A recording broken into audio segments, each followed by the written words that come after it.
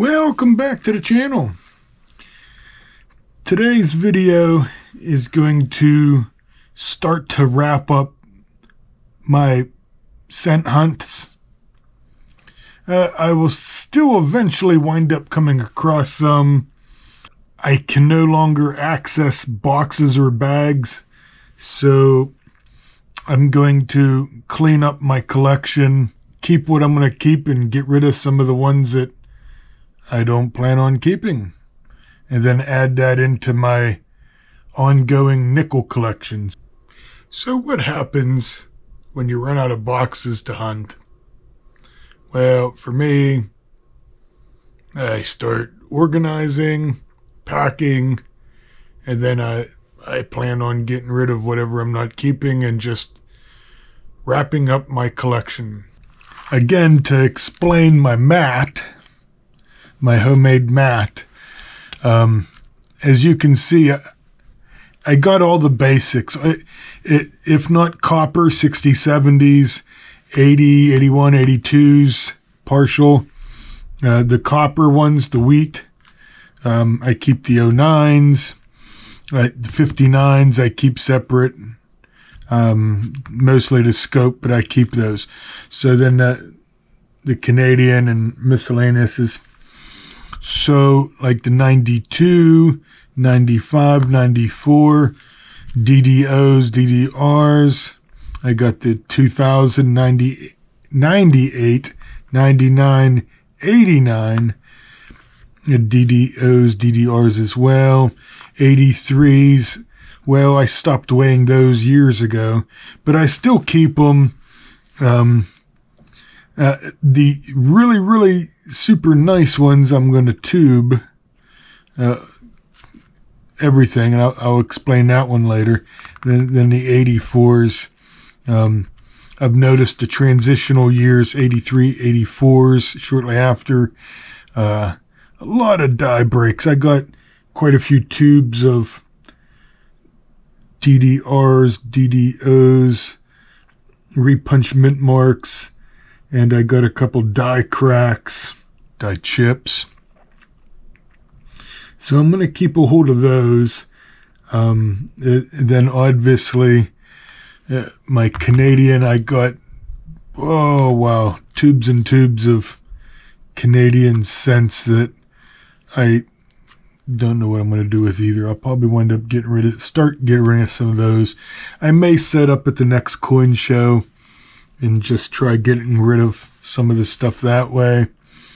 I do have the ability, my coin club has coin shows, and I can set up there and sell, which makes more sense than me trying to sell to somebody else. You know, obviously dealer to dealer, and I'll make trades and stuff like that, but chances are I'm just going to try to thin out my collection because it is overwhelming, and then really get into the nickels. Let me explain a little bit per. So after a box hunt, I'll go through, sort everything out, then I bag, like this one here. This is what I got from the 95s. Here's the bag of 94s.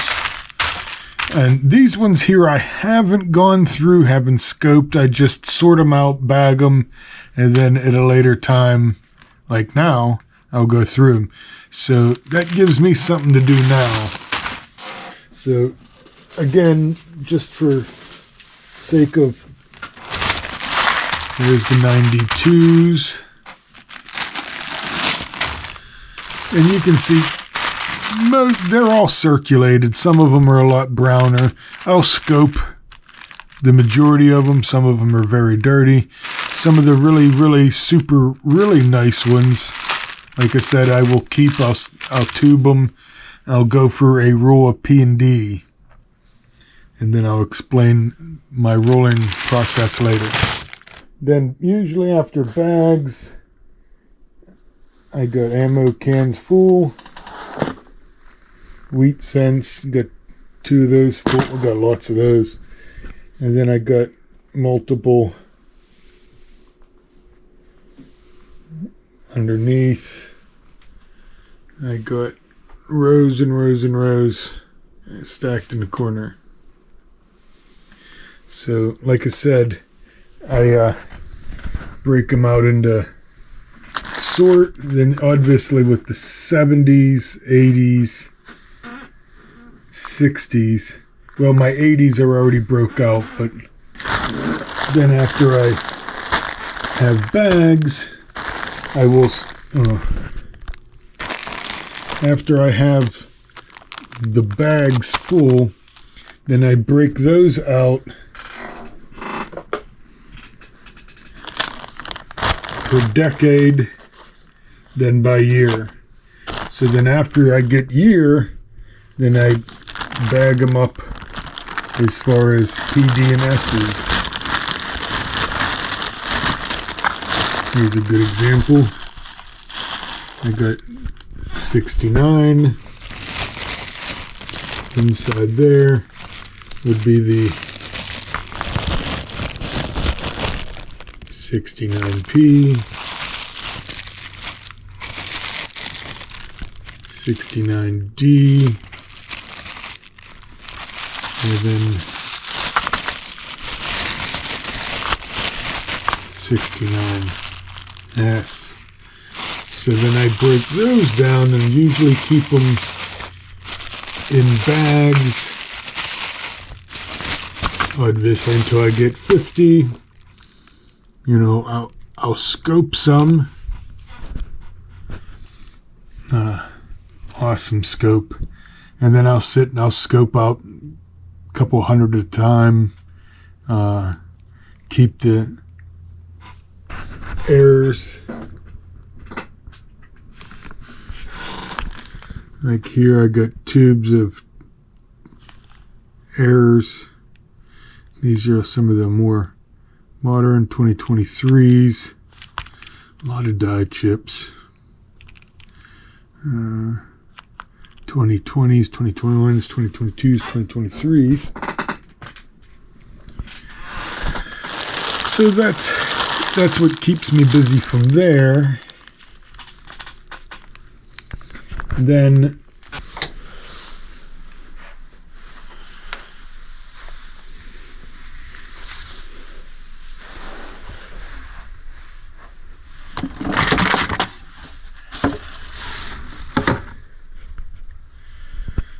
down here you'll see milk crates. 3, 6, 9, 9 per boxes. All these are rolls, so my intention is to get a roll of everything from 59 down. So these are basically the 50s, 60s, and 70s.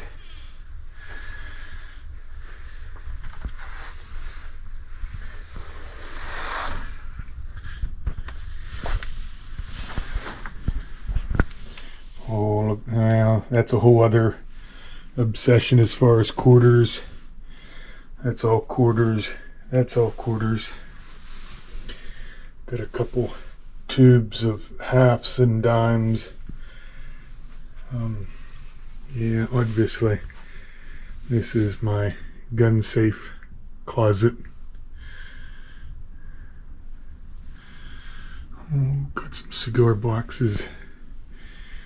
Got some quarters, PD and S sets.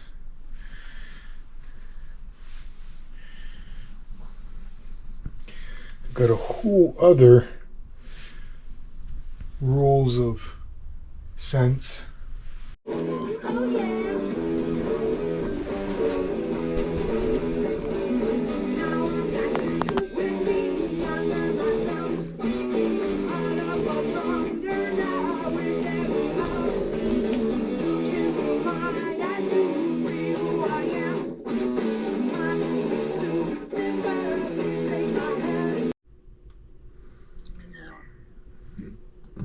Here are the 3 cent boxes that I use for tubes, and these ones here are the shiny ones, the ones that I'll separate out for the really nice ones. So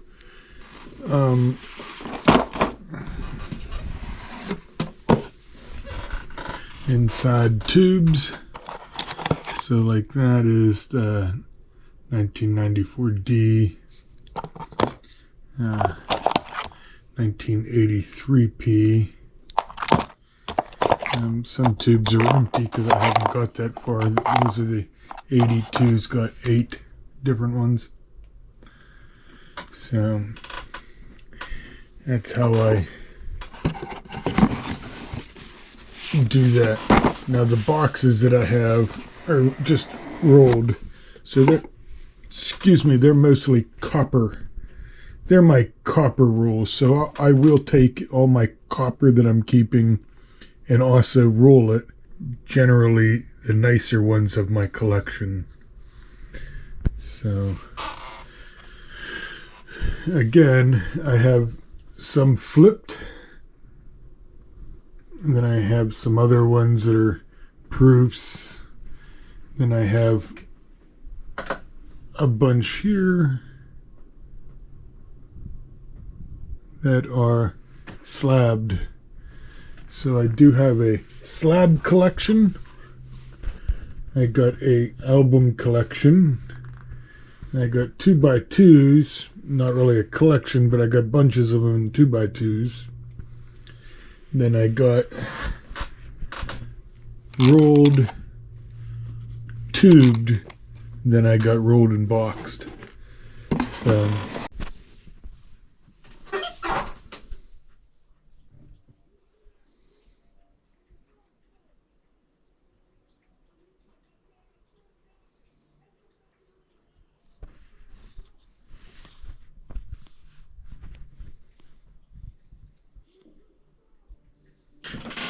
here's a look at some of my slabs. 1857 Flying Eagle scent. Definitely type.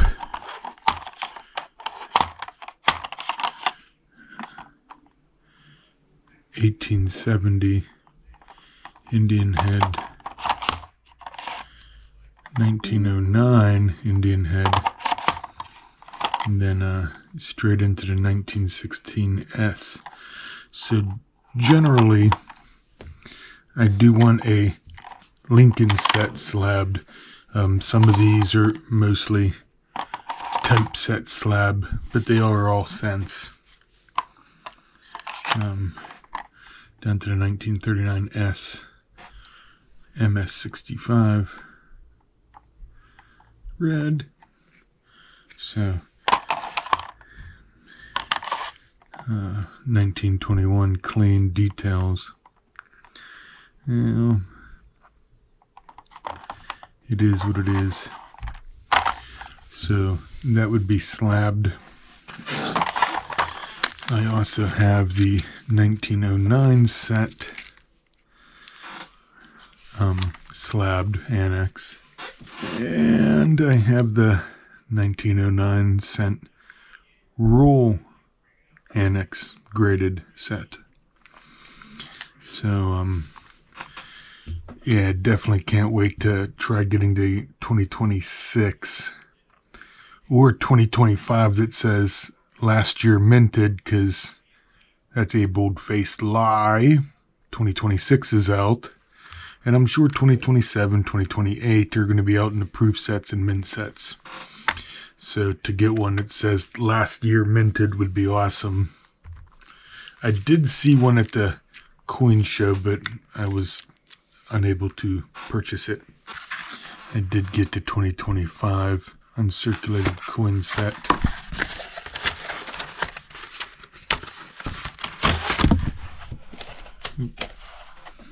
And it does have the P&D in it.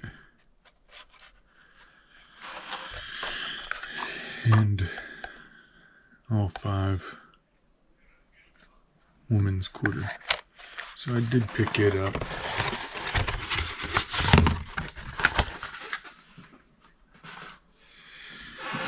So, if you like what you see, please give it a thumbs up. And as always, thank you and have a grateful day.